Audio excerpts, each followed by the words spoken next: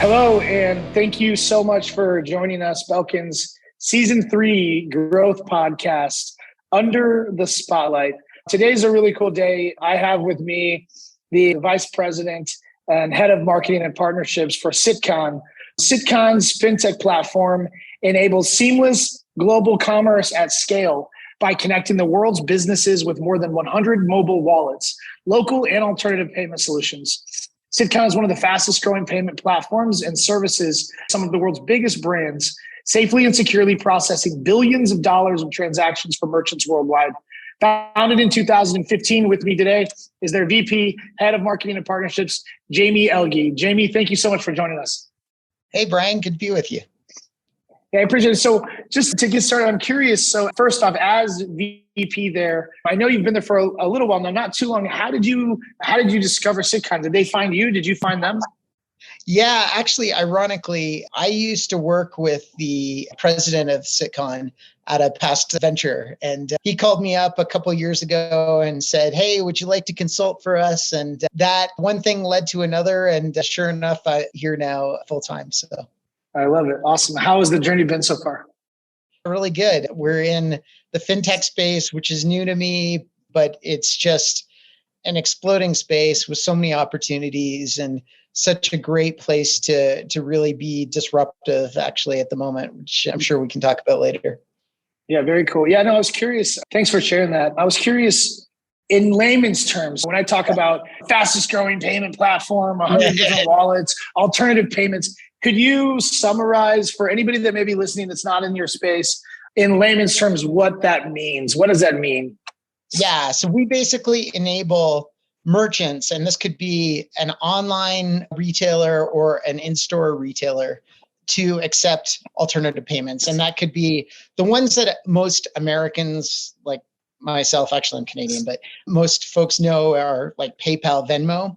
What's interesting is, and something that I didn't know as much coming into this job, is if you go overseas, especially into Asia, for example, credit card penetration in China is like 4 or 5%. So it's a minuscule proportion of the entire population. So if you're in a part of Canada or a part of the United States that has a large Asian population, you not accepting Asian wallets could mean that you're missing out on opportunities to have a sale.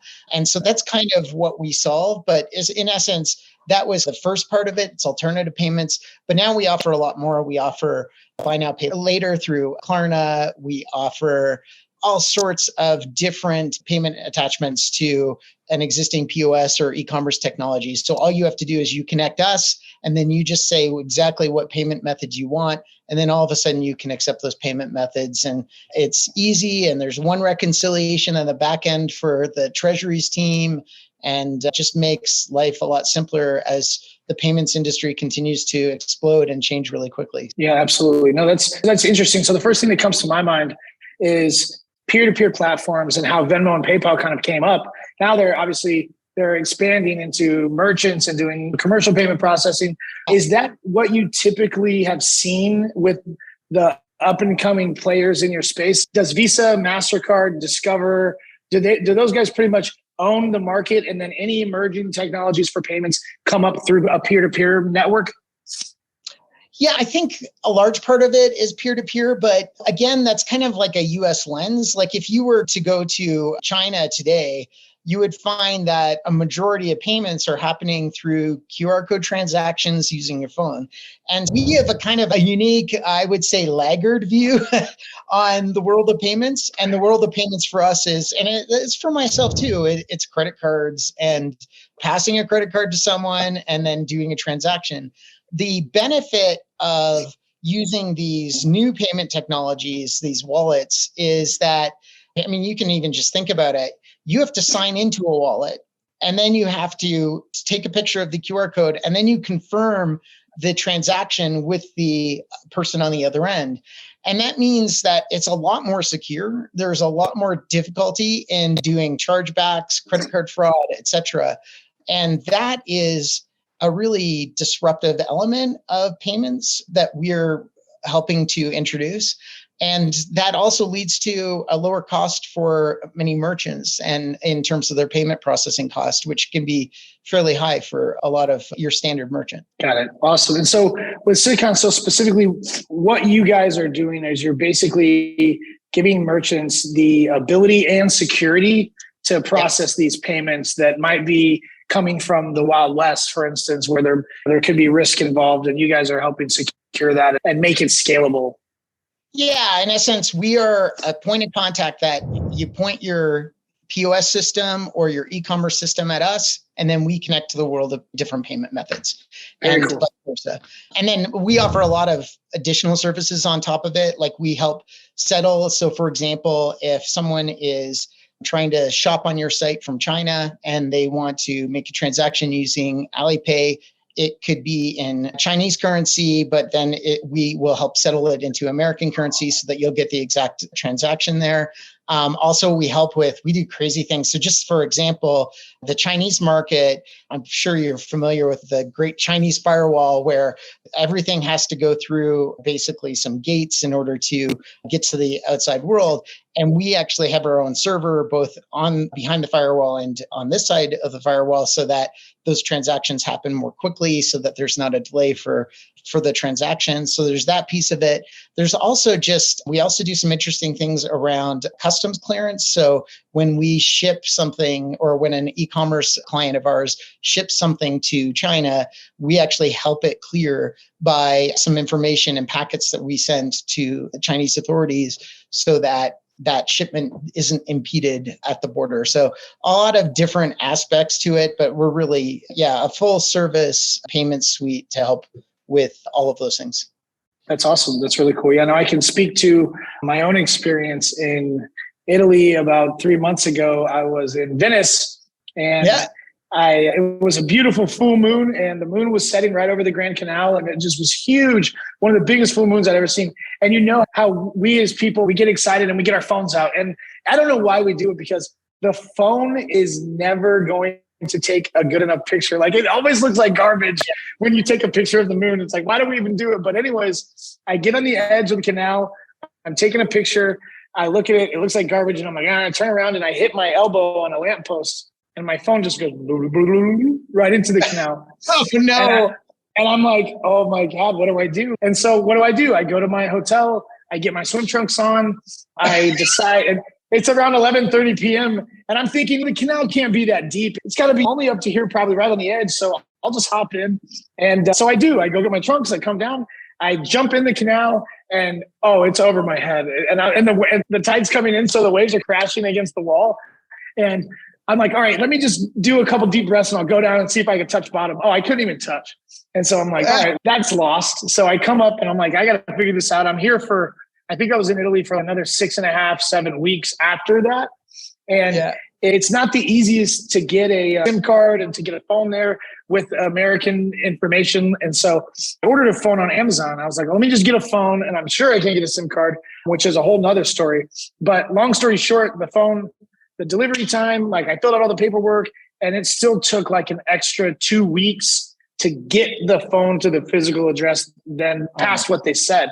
And it's because of that. It's because of what you talked about, the VAT and the documents you have to have in place. And this was just for Italy. So I can't even imagine what it would look like if I were in China or Asia. Yeah, that's funny. And actually, I've had payments issues in Italy too. So my story is a little different. I rented a car and I was driving around Tuscany with my wife. And I unfortunately didn't understand some of the Italian traffic signs. In particular, there's this like blue bar with a red circle around it. And that means you're not supposed to drive in there. But I'm like, it's a road. How could I not drive through it? So I drove through a lot of those places and had many tickets coming to me afterwards. Oh, yeah, because they're taking pictures. Yeah. And the funny thing is, I finally figured out how to pay the tickets, but it seriously took me like 2 months to figure out how do you do a transaction, because you ended up, they didn't accept ACH. Ironically, I don't know why they didn't accept credit cards.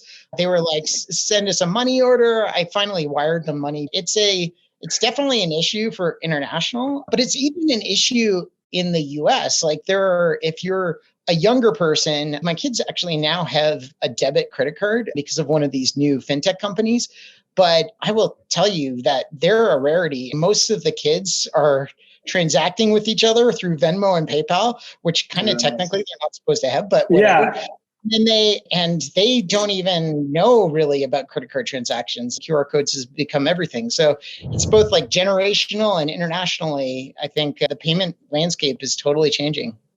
Interesting. It's really changing rapidly too. That's the one thing that I'm noticing. And it's tough because I was talking to a colleague yesterday about this, just about technology in general, digital solutions, the fintech industry, how they are rapidly evolving. And it's like when you get out of school, the only way to keep up is to keep yourself in that school mindset where you're constantly reading about different topics. You're constantly trying to stay at the cutting edge because it's happening so fast that by the time you learn this new solution, there's another one after it that does something different. Or by the time you learn metaverse, there will be the meta multiverse. I can only imagine like what that means for you guys in terms of staying on top of the trends and staying at the lead in terms of your human capital, in terms of like people that you bring on board, as far as making sure that they're in a sandbox where they can talk about different ideas and they can spitball innovations. That way you're not getting left in the dust. Right. No, it's absolutely true. And actually, in a sense, that's kind of our job and what we are to help merchants with, because merchants, they don't have the time to keep up with all this technological change in the payments landscape, not to mention implementing that change into their payment stack and into their financial systems. So what we really are here to do, and that's why what our kind of mission is, we try and enable them to stay up to date with payment technology, but not make that their lives, right? So and that's exactly it. So that's interesting. Yeah, I mean, that resonates a lot with the discussions that I have frequently with business owners where it's being the VP at Belkins, we do is outsource appointment setting. And so I'll talk to business owners every day where they're like, yeah, Brian, so here's the deal. I have this great idea. I created this company. I've got this awesome product, but I don't know shit about marketing. I don't know how to go find customers. I don't know how to reach. I don't understand how to prospect. I can talk to them about my awesome product, but I don't know how to go out and do that. And it's interesting because not only do they have to be, they're a business owner, not only do they have to be great marketers, they've got to be on the technical side of things. They've got to be experts really. And it's tough, but that's why the partners like you exist, because you can simplify it, you can make it easy. And I don't necessarily have to read the encyclopedia on finance technology where I have to be the expert or have a PhD on exactly all the payment processor and the payment merchant solutions that are out there. Yeah, no, exactly. That's cool. Sorry. So let me just back up a little bit. I'm curious around the story for Citcon. So I always like when I have these conversations, I like to try to understand a little bit around the evaluation period or the process from idea to conception to creation. And so could you shed some light and kind of give us some color around just that process and what the idea was and how it kind of came about? Our founder is a ex-Visa executive. So he worked at Visa for quite some time on the technology side. And View coming to the United States was, he just couldn't believe how antiquated the methods were by which people transacted. Like everyone was using cards, but they were handing a card over to someone, and the QR code, which was like everywhere in Asia, was nowhere to be found for payments here in the US. And his vision at the onset was, I think there's some benefit to trying to introduce QR codes to the US market from a security standpoint, from an acceptance standpoint, et cetera. And so that's kind of where it started. And then essentially what grew out of that was this idea that on top of that, all these APMs, they do a great job of creating peer-to-peer networks, but they need a way to also transact with merchants, because it's just a part of life that once you start getting money onto your wallet, whether it be like PayPal, Venmo, Cash App, or anything else, you want to spend it, and it's not always going to be used sending money to friends, and you don't necessarily want to send it to a bank account. So this became the dual type of thing where you are offering merchants security and better acceptance, and at the same time you're offering consumers more choice in terms of what they want to pay with. And so that's in essence kind of Citcon value proposition. So we're in essence like a network of all the APMs in the world, and we're offering that capability to transact with those APMs to all the merchants in the world. And that's in essence our objective. I got it. I appreciate that. Do you know how it was determined that there would be a market reception or a positive market reception of Citcon? Was it just kind of like, hey, this doesn't exist right now, let's do this because people will care about it? Or what kind of evaluation did you do or was done to determine that, hey, there's a space here, there's a lane here, we should create it here? Yeah, I think product market fit for us has always been a more agile approach. I don't know if any degree of market research can really tell you if it's going to work out, right? Sure. So us, it was around really identifying a couple of core markets and then pitching it to merchants and then getting the merchant reaction. And for example, we really started with a focus on the Asian wallets of Alipay and WeChat Pay. And for those wallets, if you were to go back in our history, we had a couple of very large merchants who are, especially in the luxury space, frankly, who were basically talking to their stores, were talking to their executive teams and saying, hey, we have Chinese customers coming into our stores. They want to buy a lot of stuff and they don't have a credit card to buy it with. That need matched up very with what we offer for obvious reasons. And so that's why if you were to go to our website, you'd see the majority of our merchants that were at the start were these luxury fashion merchants or large luxury department store chains like Bloomingdale's. And then it's just kind of expanded from there. But like, for example, COVID obviously stopped a lot of the travel that was happening between folks coming from Asia and buying in the United States in person. But what ironically happened at the same time is cross-border e-commerce has taken off. So if you're a Chinese customer and you love American goods, especially American goods with a strong international brand, you want to still buy, you're going to buy on their website, but you're not going to buy on their website if you can't buy on their website. And so we just enable that. So our business has shifted a little bit from like a real retail focus at the beginning to an online focus now, but it's been a ride for sure. Well, it's super interesting. So initially, when I was thinking about what you were talking about, I didn't really picture it the way that you've described it. It sounds like to me that the driving force of Citcon is really based on the inability to make transactions for foreign visitors or foreign shoppers. Whereas initially I thought, well, Citcon is there to help businesses expand their ability to receive payments from those people that maybe want to use their PayPal or they want to use their Venmo to buy from the merchant. So now that you offer Discover, Visa, MasterCard, you take those as payments, but by offering PayPal and Venmo and these other alternative payments, then you open up the landscape for people to purchase. But it really isn't that. It's the folks that can't purchase because they don't have a coordinating credit card to make a purchase. Or maybe it's a hybrid.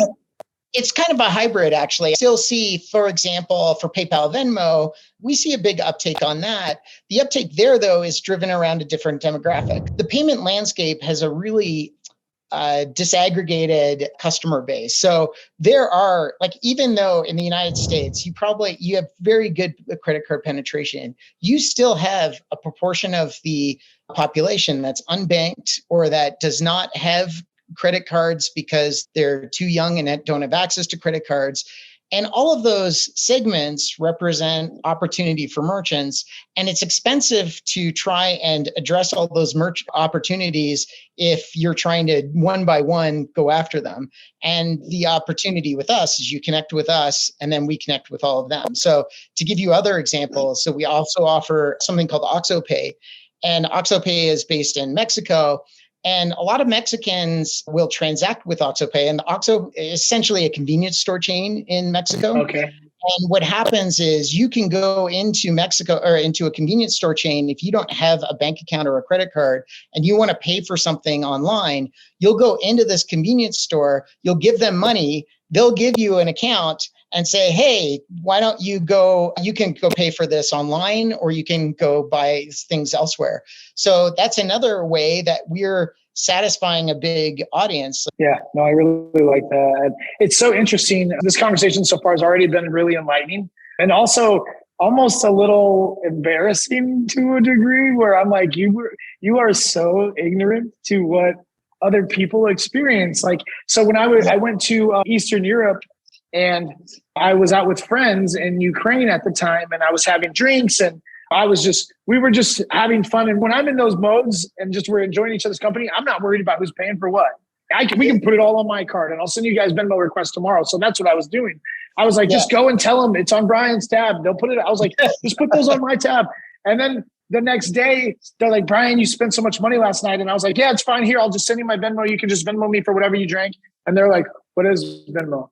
What is PayPal? Do you have card? I can put money on your card. And then I learned that they have this, in Ukraine specifically, they have this interconnected banking technology on their cards where you can actually, if somebody gives you their number, you can go and put money on their card for them. Like you said, where you go into a convenience store. But what you're saying really does resonate with me, because you wouldn't think it, but there are people that don't have credit cards, that don't have the ability to transact. There's some businesses that won't take cash. Some businesses, it's credit card only.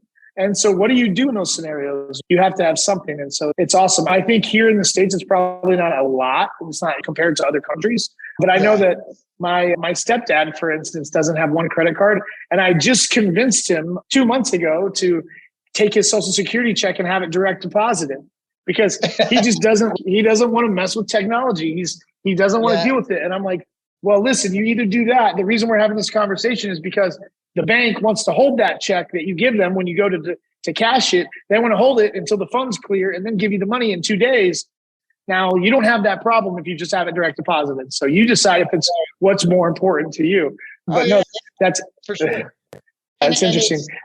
I think if you really want a sense of how much it's changing, even in the US market, if you have a college-aged kid, which I happen to have, she's past college age, but you ask her or him how they pay for rent, because I can almost guarantee it's through a digital wallet, either Cash App, PayPal, Venmo. They will not mess around with bank accounts or credit cards. Some of them will try to sneak around into that, but they're like, I don't want to pay the fee for a credit card. And that is starting to translate into other merchant shopping experiences as well. So, yeah. And no, it makes sense to me. Let me ask you this, and I'm going a little scenic route here, but I'm curious, do you guys have a lot of competitors in your space? And the reason I'm curious is because it just seems like what you do is pretty niche. It seems like it's pretty specialized. Is this a big space? Well, it is a big space. So a lot of the big credit card processors are starting to dabble in it. But what is different about what we do is the way that we help with this currency settlement, which is clearly a big deal when you're dealing with more the foreign audiences. It's also, we do a lot of back-end things very differently than what would traditionally happen. So for example, if you are a big retailer and you want to accept PayPal, you come to us, and what we will do is we can match the financial structure that you've got as a merchant with how you accept PayPal transactions, so that down to the store level, we can tell you how much is transacted on PayPal. And that's actually a fairly difficult thing to do, surprisingly, when you're even doing your own arrangement. And these sorts of things, what kind of makes us unique. We also have a better of a user experience. That's a differentiator that we have as well from an experience perspective versus a lot of the credit card guys who are starting to get into this. But the credit card guys, frankly, they don't really want to get into this in a big way, because they have huge transaction fees, and actually they frankly make more money off of credit cards than they do off of processing wallets, because wallets are a little less profitable for them and frankly have some advantages on the merchant side. So if they are getting into the space, it's because you guys are pushing it. It's because the early adopters are really forcing them, because either they innovate and they adapt and they get a little piece of the pie, or they get none of it at all. Yeah, exactly. What, if any, challenges do you know that the team faced when going to market, launching, and getting Citcon up and running? You know what roadblocks were encountered? Yeah, I think it's the same ones that we have to today. And part of the reason why we engaged Belkins, which is that the number of people that you have as a target customer in the world is pretty small because it tends to be large merchants. It tends to be people in the payment space or people who are e-commerce and they're expanding to another geography and they haven't got banks set up in that geography. Like it's a fairly selective group. So you can't just blast your message out there. You have to be very, very, very targeted. And for us, finding tools to convey the message to that targeted audience is really difficult and can be expensive, frankly. Our big struggle has been trying to find that way to get that message out, I would say. Yeah, that's got to be a tough nut to crack in terms of how do you identify an e-commerce seller who's maximizing the number of grandfather clocks that they're selling in the US, and they pretty much tap the US market. And now they're going to start expanding into selling those clocks into Europe. Like, how do you find that person? How do you know when they're at that spot, when they feel like they're ready to expand? Exactly. Now, it's a real challenge. So it's almost like your pitch or your approach to them isn't so much about the solution as much as it's a step back where it's, hey, I see I love the fact that you're selling these clocks into the US. I think that it's fantastic. You've increased your revenue 30% year over year, which has got to mean that you've got to be hitting max capacity at some point soon. The way to continue growing your business would be to expand into Europe. Is that something that you've thought of? It's almost like you have to put the concept, kind of plant the seed of the idea in their head. And then if they get to that spot, maybe try to flesh that conversation out. Yeah, and that part can be just lucky in some cases, but in a lot of cases too, it's when a big company has started to go into the market and then they just start into that market, they're like, oh, wait a second, transaction volume's a lot lower than we thought because we were just offering your traditional checkout. And they honestly had no idea that in China, offering Visa and MasterCard, you're getting a 1/20th of the potential market. So then all of a sudden they get, oh, here's a mess, and bang, we get called on. That's tended to be a little bit more how it's worked out for us, but that's an interesting space for sure. Is your approach in part education in a way, almost educating the market to help them understand what the opportunity cost is by not having the ability to take these other alternative payment forms?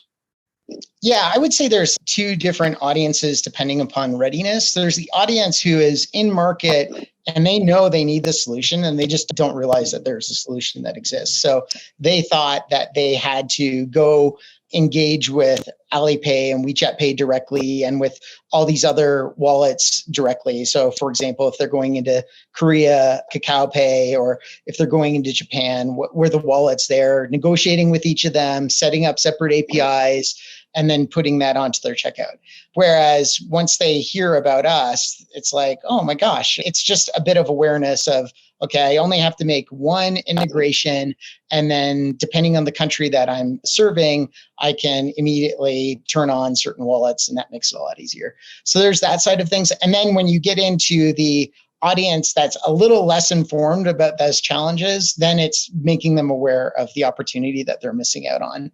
And it is exactly what you said. And it's about audience availability. It's about approval rates, which is another thing. So if you're cross-border e-commerce companies, I don't know if you probably have experienced this. When you actually try to purchase outside of the United States, your approval rates go down dramatically. Or when a Chinese customer tries to shop outside of China, their approval rates go down dramatically. And that's to a great degree helped by wallets because they're logging in and there's much fewer issues there. And then the chargeback issues, which we talked about earlier. So how did you guys approach the market in terms of, all right, we're going to diversify our marketing strategy where we're going to do this percentage of our marketing budget is going to go towards ad spend. This percentage is going to go towards content management and trying to generate organic inbounds. This percentage is going to go towards actually doing targeted cold outreach and prospecting. What did that look like?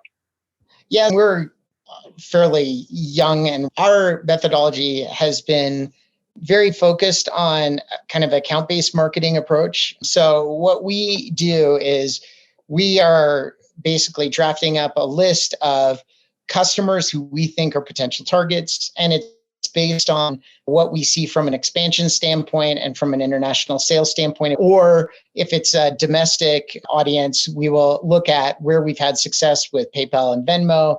And then they are added to our target account list. And then once we've got our target account list, we're basically just trying to figure out, okay, where are the influencers going? So we use tools to identify what trade shows they're going to and make sure that we're represented at those trade shows. And then we will do account-based marketing like display ads and content offers to those audiences as well. That grows our lead list. And then we have nurture streams that are about taking them from being a lead to being what we call sales qualified. And then, yes, we do cold outreach. In terms of how we actually do it, we basically have our budget's really determined by cost per meeting threshold that we've got. So what happens is if our cost per acquisition is lower than other channels, we will increase budget on that channel. And if it's higher than other channels, we will decrease budget on that channel. And then we operate in a very agile fashion. We will set a budget at the beginning of the year, but we really, frankly, will not stick to that budget, because if we are seeing the dynamics change, and we do see dynamics change even seasonally, then we'll switch our channels of spend. Got it. If that makes sense. Do you guys do any qualitative analysis? So like I have a phrase that I use, that not all meetings are created equal, because in my space especially, they're like, well, listen, I won't use any names, but I'll just say Acme. Acme Solutions down the road says they do exactly what you do for half the cost. And I'm like, well, listen, not all meetings are created equally. They also do cold calling, which means the meetings that they're setting is because they've been calling those people 15 times in a day. And they're just like, fine, I'll take a meeting just to get the calls to stop. We're not doing that. So do you guys do a qualitative analysis to kind of match those sources back to ROI? Yes, cost per meeting is what we start with. But then we are also, what I'm ultimately measured on is how many merchants I acquire, right? So, so if the sales force can't take a meeting and convert that meeting, then it's not very helpful for me. Clearly, what I need is quality metric by channel of how many of the leads, what we call a marketing qualified lead, which is that meeting, translate into an actual finished or signed deal. So absolutely. Got it. So this might be asking you a little too much, so you can decline this answer. You don't have to answer this, because I don't want you to feel like you have to give away the keys to the city. But what have you found has worked best for you in terms of evaluating those different channels? Which ones are your high converters, high priority? Which ones are your like, hit or miss? Yeah, I don't think it's a huge eyes on this to a certain extent, but what I would say is that we have multiple channels. And just to explain our channel structure a bit, so we have partnerships, which is a big channel for us, because a partnership is usually when, for example, I'll take CyberSource, which is it's actually a Visa subsidiary that does checkout stuff for e-commerce players. They will give us a lead.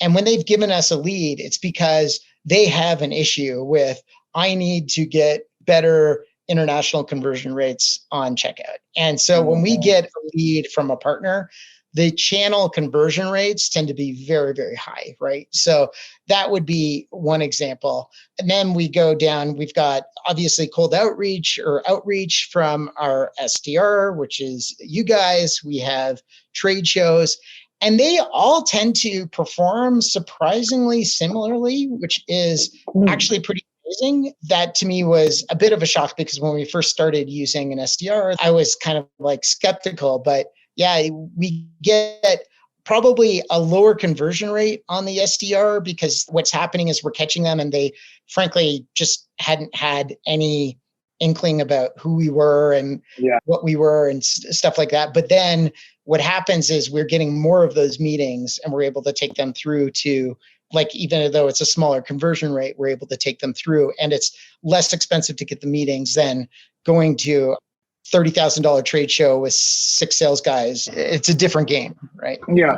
No, that's super interesting. And I appreciate that. So obviously you guys have a pretty fleshed out, systematized process on how to handle each opportunity that comes to you and how to nurture them to the spot where they're ready. Because you're right. When it comes to cold outreach, sometimes it's a longer sales cycle.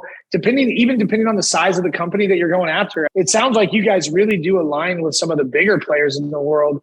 But those companies have a more bureaucratic process where there's a lot more people involved in the decision. There's a lot more negotiation. There's a lot more approvals that have to happen in order for you to actually land them as a client versus somebody who might be a smaller or mid-sized company.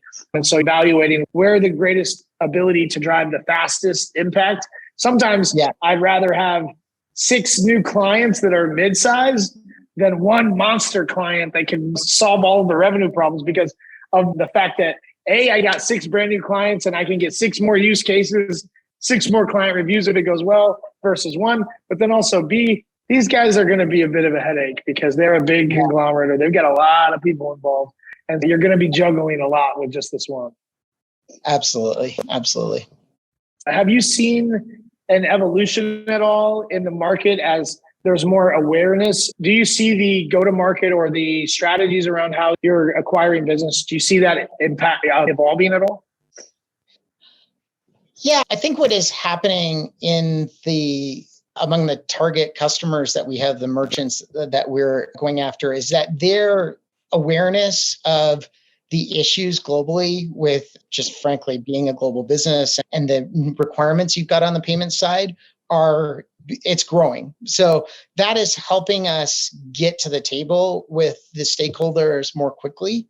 As you're going into lower segments, it's a different pitch and you have to be a little more educational, if you will, and provide them with more content and help them understand the benefits that they'll get. So it differs on the target market, but in general, I would say the market's growing. There's awareness growing about it. Even actually, I think it was last month or a couple of weeks ago, The Economist even did a big post on how credit card rates in the United States are like 3 to 4 times that of credit card transaction rates in any other geography. And the big challenge that's going to come up for them is the wallets competing with the credit card manufacturers or credit card issuers, because those wallets are starting to say, okay, I'm not going to require the same transaction fees and my chargeback rate's going to be lower. And now merchants are starting to go, oh, wow, you know what? Why am I paying 3% for a credit card transaction when I can figure out another way to do this and still get the money on my side? That awareness, like I said, is growing.